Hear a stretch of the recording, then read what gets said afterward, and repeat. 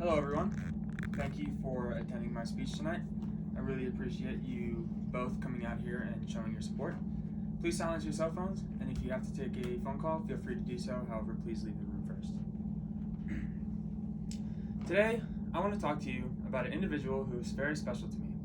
He never leaves my side, he is the most loving spirit one could imagine, and he is my absolute best friend. I bought my dog Peter 40 years ago in Bremerton, Washington when I was 21 years old. I had been shopping around for a few months, doing the best that I could to find the perfect dog from the perfect family. I was dead set on getting a black Labrador Retriever.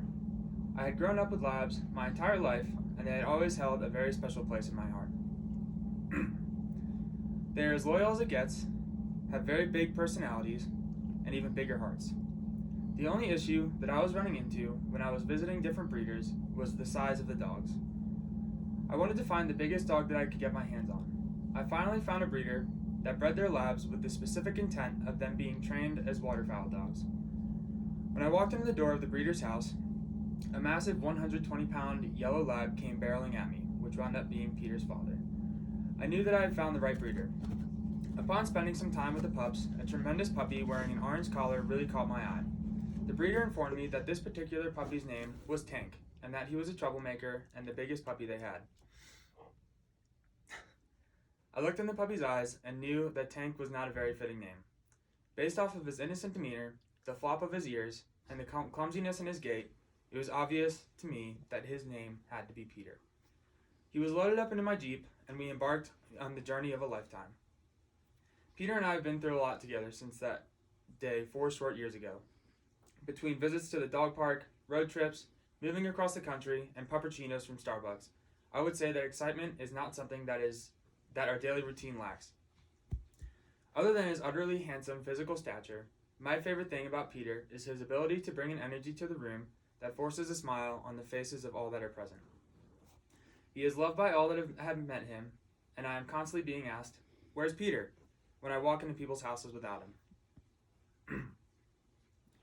The fondest memory that I share with Peter is when I came home from a very long trip for work.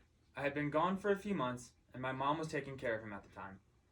I could not stop thinking about the day that I would be reunited with my best friend and all of the fun and excitement that was to be had. When I opened the door to my mother's house, I heard what sounded like a freight train on ice skates barreling through the house.